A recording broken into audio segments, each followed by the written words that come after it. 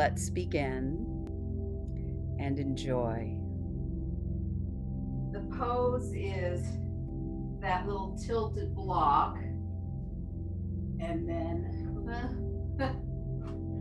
something for head support, which can be a chair at the edge.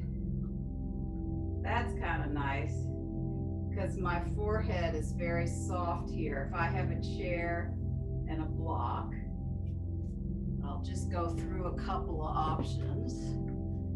Then there's always two blocks, one for the head, one for the between the shoulder blades. So you really want that block right there. Now another option, if you have two blocks, is you can put one just straight up, especially if you're feeling open enough, and just hang out in that pose. But this one is a great way to start.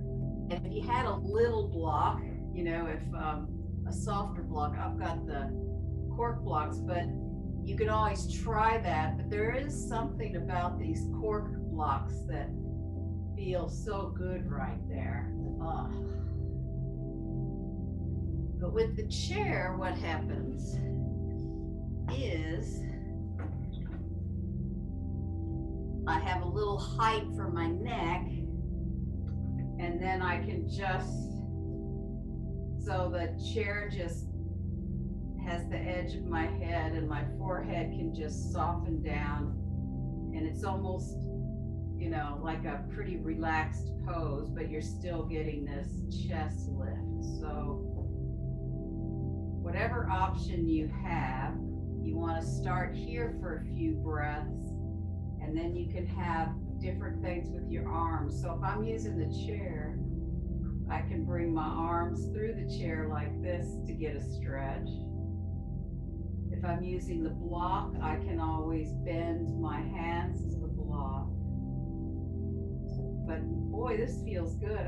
I have not played with this enough, but this feels great. Oh, I could stay there forever. Anyway, so we're just trying to get a little chest opener, especially towards the end of a day. Chest openers are really, really nice.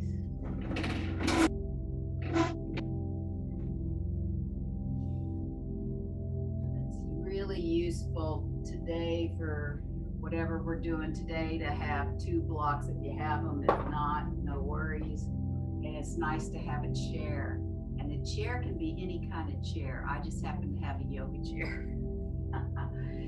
So you can really practice bringing more breath into the side body, into the armpits, especially if you extend the arms overhead. And see if you can just breathe more into that upper chest and slowly opening those thoracic, upper thoracic vertebrae.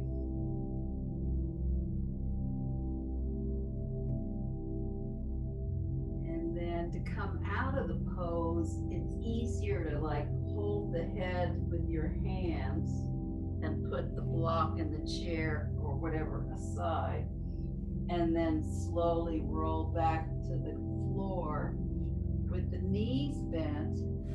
And you can also check in and just notice if you've got a little bit more space through that thoracic. And just because we're laying here, we're just gonna inhale the arms overhead with the inhale. See if you can get more stretch, palms facing up. Exhale, bringing them down. And you'll feel a little bit of action in the spine.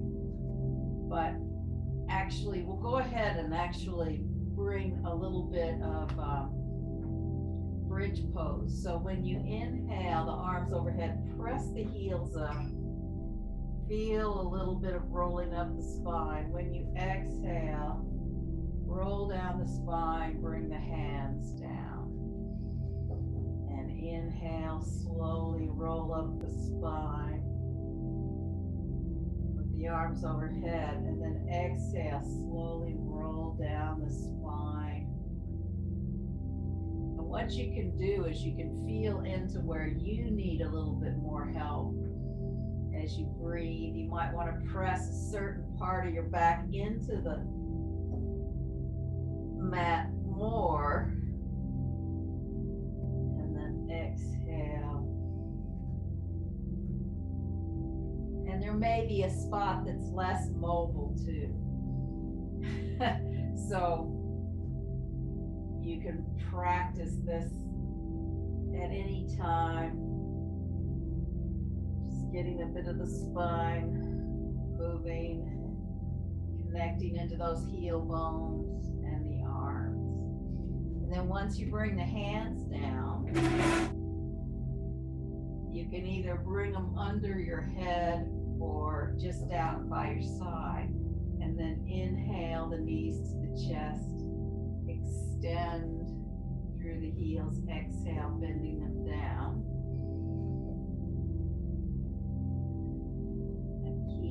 Supporting this with your breath. And you can always bring the arms overhead if you want more challenge. If you need less challenge, you can bring the hands down next to your hips. And if you really need help, you can put the hands under the hips and do it that way. So there's a few different ways to engage with this pose.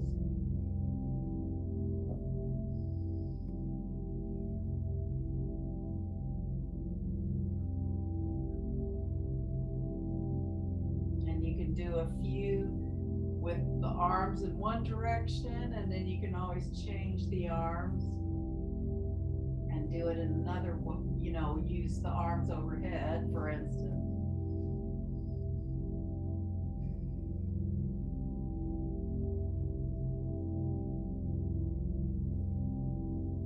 And then do two more.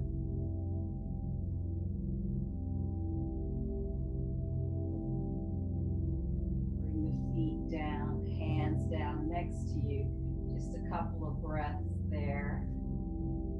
And you can always press the heels and release the abdomen if you'd like. And then inhale your knees to the chest, and here again you can place the hands under your head, and we'll extend through the heels, and then exhale. Lower the heels towards the floor, bend the knees into the chest, extend up. And you can always modify the distance or the space. So you can either bring your heels down and hover them towards the floor, or you can just go halfway down and then bring them in. So, or even a quarter way down and bring them in, because every way you do this still has benefits. And lots of people have back issues, so you may not want to do it. If you've got tenderness in the lower back, you may want to modify it.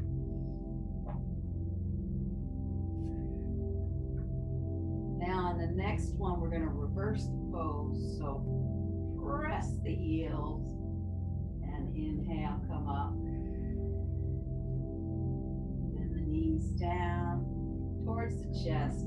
Then you straighten the heels, hovering over the floor. Then inhale up.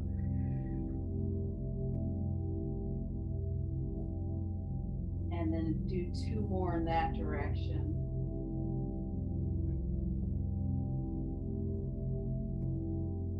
Bending the knees, place them on the floor.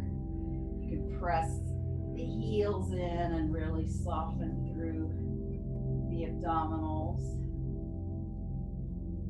And then turn around and come on your abdomen, and we will do a little sequence here of a couple of poses, and we'll start with bring the elbows together and start to walk them forward. You're still engaging the legs, and then bring the head onto the forearms. So you're pressing the armpits to the floor.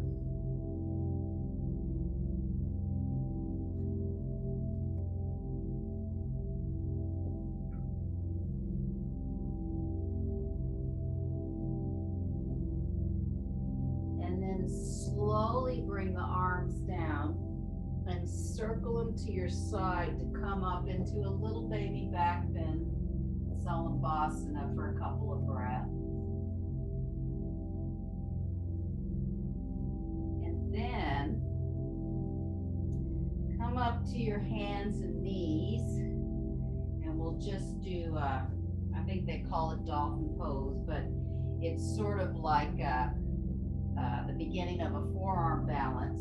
You're going to tuck your toes under and walk the heels in so you can get some stretch through the shoulders and work the legs. And then bring the knees down and lengthen the body back on the mat and go back to the first pose where you walk those elbows out. Press. You can engage the legs so that you've got support in the lower body. Walk the elbows forward, bring the head down to open the armpits to the floor.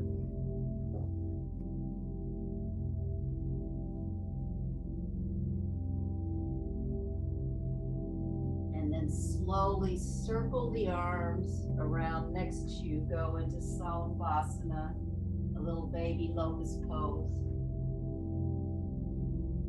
And then bring the hands down, forearms on the mat. This is also sometimes where it's helpful to have a block, because you can put the palms on the blocks or you can put the hands on the blocks. Just sort of helps mark it. Usually we play with this at the wall, but since I don't have the wall right next to me, extend through those legs and you're just walking them up. You can actually shake the head out here just to lengthen the neck.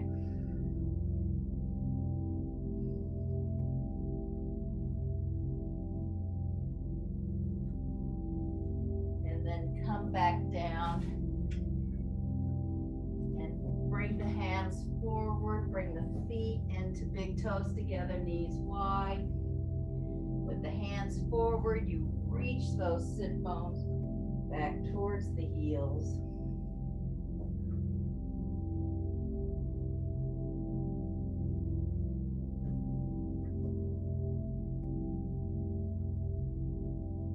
And then inhale, come up to all fours and tuck the toes under and go into a downward facing dog.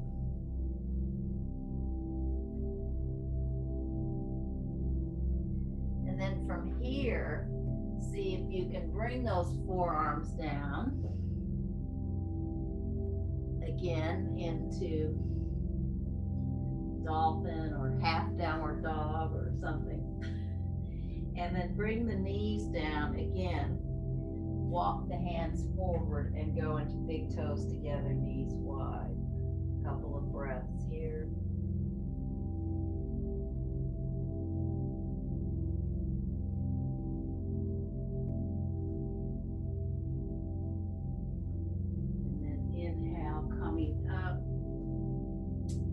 Tucking those toes under to another downward facing dog. And then see if you can put the forearms on the floor.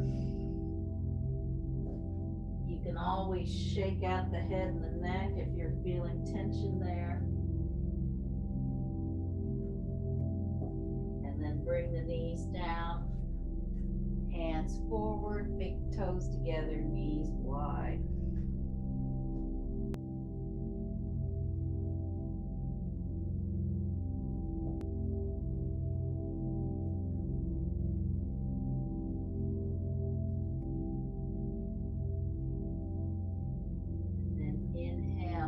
up to all fours. Tuck the toes under to another downward facing dog.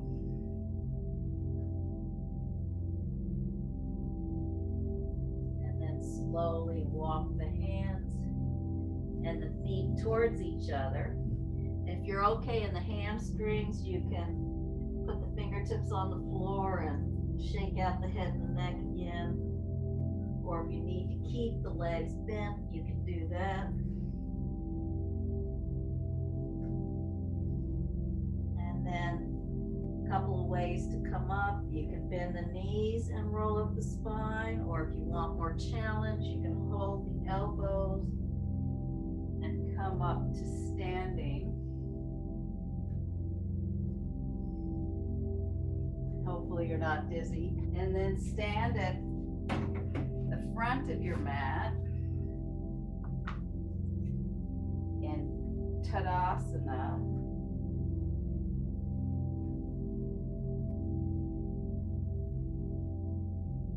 And then inhale the arms overhead.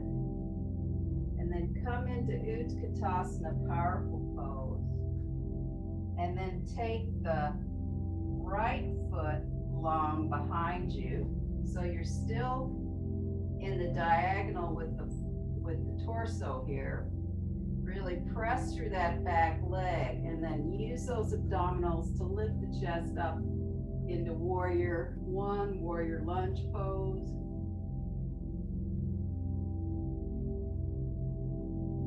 And then you lean forward. Bring that back foot in into Utkatasana. Inhale, come up. And exhale the arms down. And then on the next inhale, inhale those arms up. Urdhva Hastasana. Exhale into Utkatasana. Now keeping the right foot where it is. Extend the left leg long behind you, bending in the front leg. Extend through that back foot and leg, and then inhale. Raise the body up from the head to the tail, from the tail to the head, actually. And then leaning forward, keeping that bend, bringing the back foot in, and inhale up. Exhale down. And a couple of breaths into Tadasana. Just slow down that heart rate. And it's not a passive pose. You're still really activating the legs, especially lifting the back thighs into the sit bone. And feeling that length between the head and the tail. So again, inhale the arms up to Urdhva Hastasana. Exhale into Utkatasana. And again, take that right leg long behind you. And you're coming forward. Now pivot that heel down. And then you're slowly going to come up into Warrior Two pose.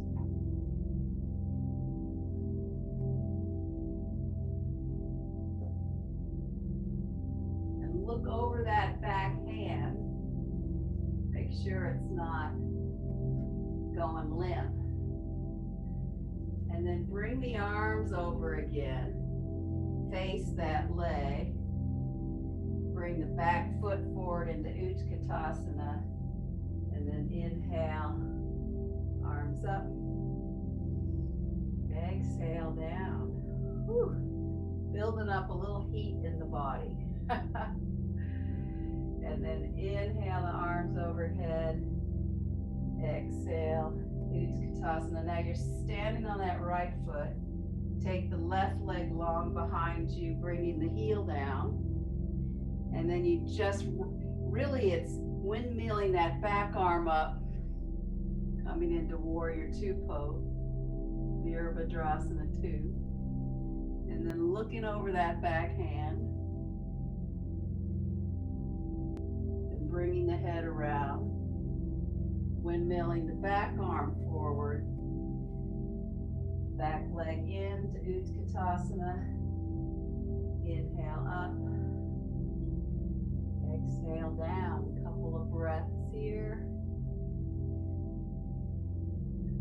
that stability between the two legs. And then again, inhale the arms up. Exhale into Utkatasana. Take the right foot along behind you, put the heel down.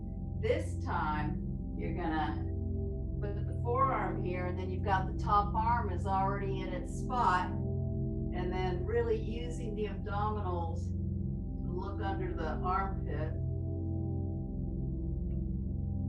into Parsvottanasana.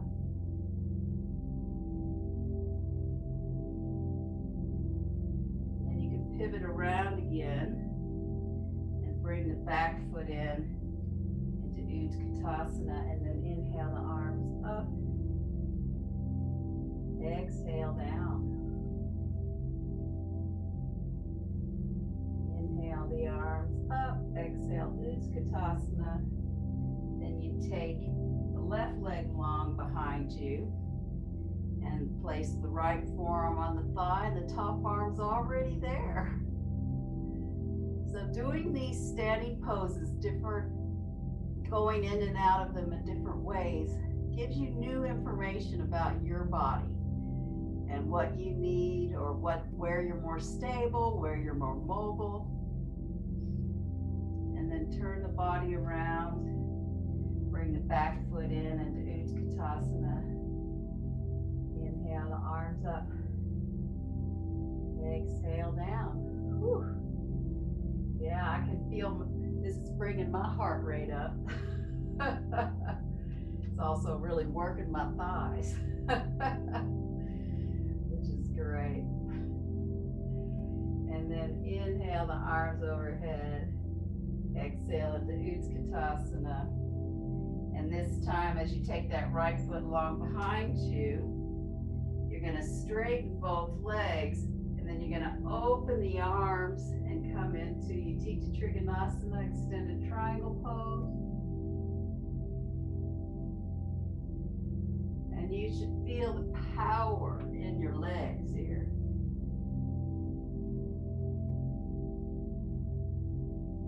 And then to come out of it, you bend the front leg, bring both arms forward, back foot in.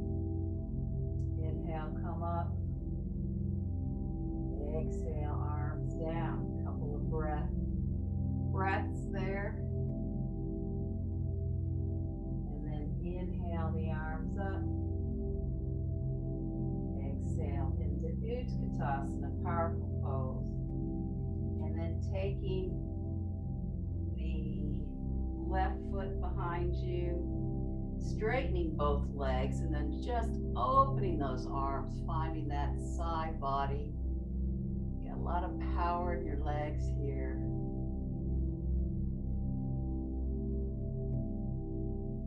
Bending that front leg, bringing the arms forward, back foot into Utkatasana. Inhale up, exhale down. So I'm going to come into the middle of the mat. You can stay where you are, but just because we've been doing all that leg work, it should be a lot easier to come into tree now.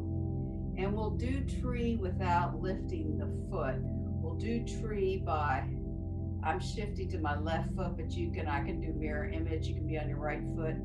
And then I bring the other leg up. Find that stability. Yeah, you can see my arm was going just like my leg. And then you can bring the hands into prayer position.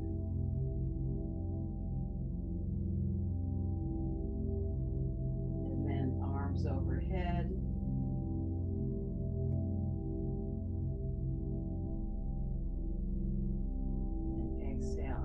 Down, place that foot down, and then what you're trying to do is really stabilize into the other foot, and you slide the other foot up wherever it goes. It may only go here in the calf, or it may even be as low as the ankle. There's nothing wrong with that at all, because you keep your hips quite stable here, as if you had a belt around the hips, just cinching them in. And then hands can come into prayer position. And then inhale, arms overhead. Feeling that length through the head, the fingertips, and really grounding into the standing leg. And then slowly release the arms and the leg. I'm going to have my chair, but I'm going to show you different ways that you can do this pose. We're going to have a little play with some variations of bridge pose, but you can also have two blocks. You do have to be careful about stability, that your props are a little bit stable. Normally I would just put this against the wall or something, but how you can do this with block, if you have blocks, you can use books. You just want something stable and the same length, is that you can come up onto the blocks and really get more lift in the hips. So that's one option. And then the other option is the chair. And it doesn't even matter what kind of chair you have, because if you have legs, you just hold on to the legs, put your heels on the end of the chair, and then come up into bridge pose. Now you want to check when you go up that your feet aren't turning out wide, that the heels are on the edge and you're really pressing into the full foot. And then slowly roll down the spine. And what's nice about a chair is your rests can have the feet, the legs just lying in the chair like this. Really nice. I suppose with the blocks, when you came down, you could just have your feet hanging over the blocks with the knees bent. So that would be the option there. And then we're going to add some variations to this, but you can always stay with the basics. So holding onto a chair, bringing the heels to the edge. You want to look at your feet just to make sure that they're parallel to each other. And then you press up on the heels and into the feet and really lift those hips as high as you can. Holding on to the chair.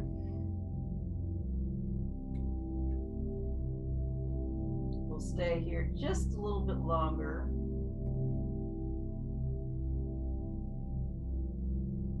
If you need to come down, though, you can come down. The goal is to keep pushing the hips up. And then you're going to slowly roll down. What's nice about doing this pose with the chair is you really bring your chest to your chin. So we're going into that throat compression, that chin lock that is part of shoulder stand series. So this is a good way to actually practice it, or even working on the wall. So now we'll go into it and do a variation. So you bring the heels back and then press up onto those heels, into those feet, and then stay on one foot and then extend the other leg up. So you really have to push into that foot. And then slowly bend that knee, place that foot back on the chair. Then press into that foot, extend the other foot up.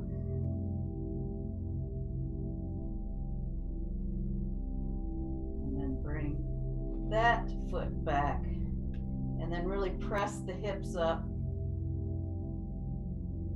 And then slowly roll back down. And just rest the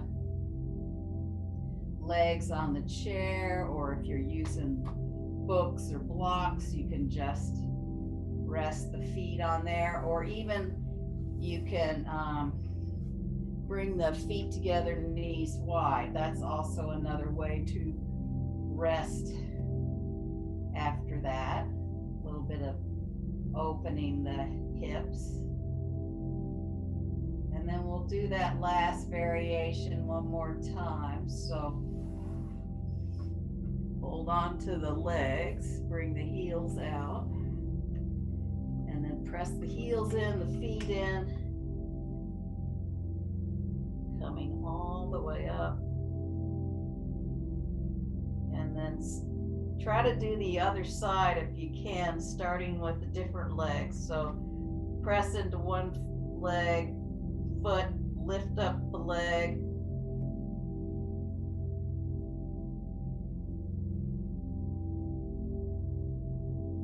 bend in that knee, press the other foot in, extend the other leg up,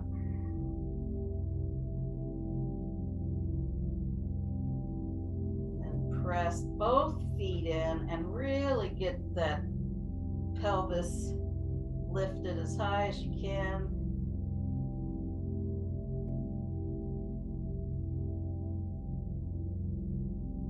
And then slowly roll down and place the feet here. Now, if you're in the chair, you can just take a block or a pillow and put it underneath you and go into Shavasana here. Or you can put a block there, and if you've been using blocks, you can always just go into regular Shavasana. So whatever your resting pose is, go into that. But what's nice about having the chair is there's a lot of options for supported bridge, supported back bends, all kinds of goodies. And then just take a little check into your breath. Notice how your breath is now. Do you feel it in your nostrils?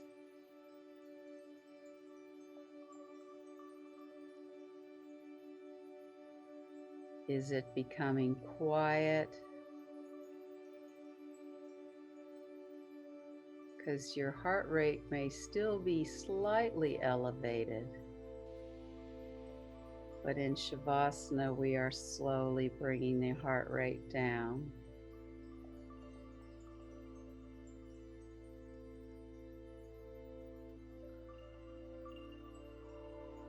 So imagine that your legs are like a waterfall. So the water flows from the toes, the ankles, the lower legs, the knees, the upper thighs, right into that thigh socket. So there's a little puddle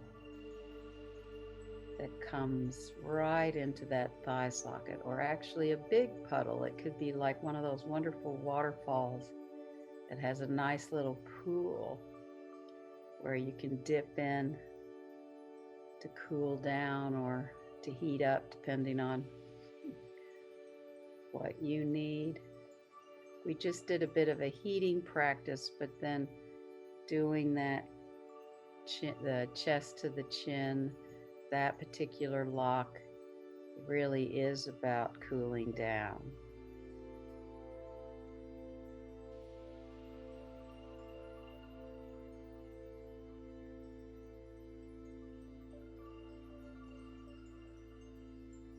And then imagine your pelvis like a bowl, so the outer rim is softening, the outer edges soften, and the contents of that bowl are softening.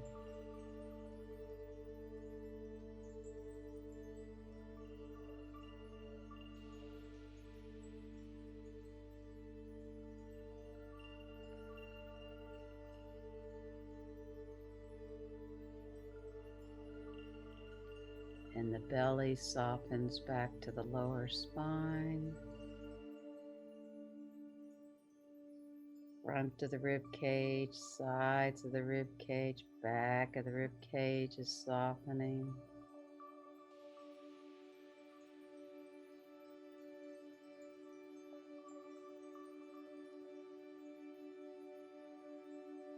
Upper chest is softening. Sternum softens. Collarbones are softening. Your shoulder blades are softening. And you can also imagine that from your fingertips to your armpits and shoulders is also like a waterfall. So the water is moving from the fingers, hands, wrists, forearms, elbows, upper arms, into those armpits, into that shoulder area. So again, the waterfall creates a bit of a pool in that area.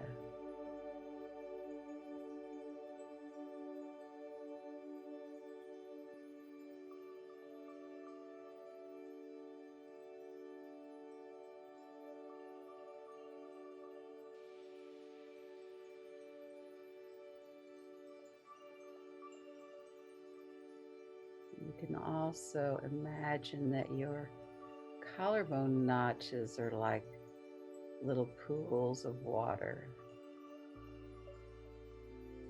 so that from your throat, the water flows into the collarbone notches.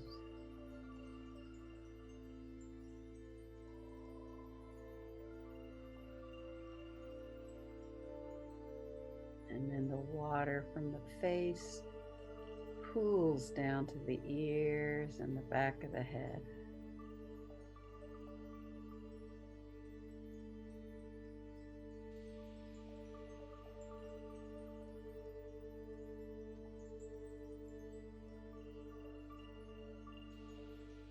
And just notice, I'm going to say a quote a couple of times. Like a river, return to the source.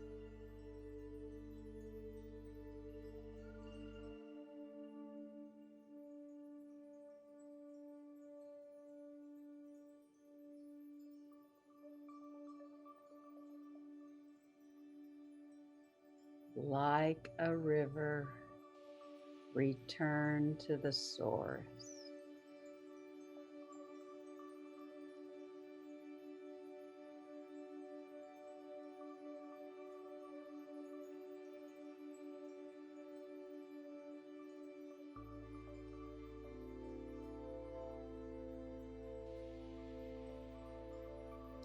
Like a river, return to the source.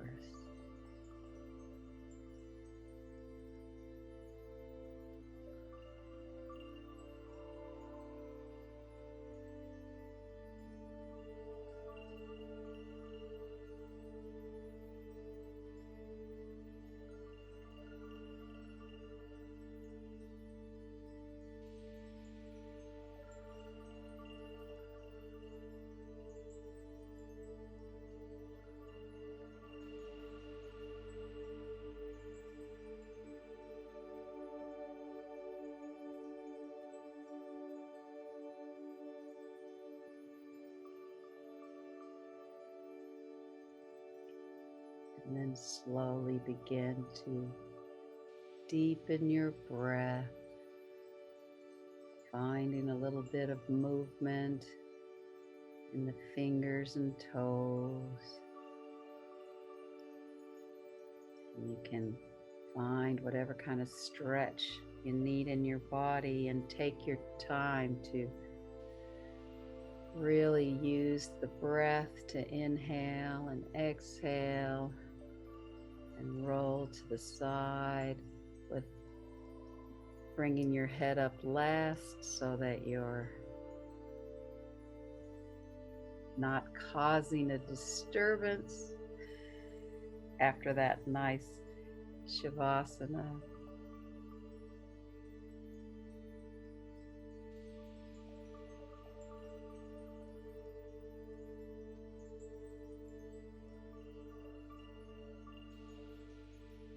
thank you for being here, and namaste.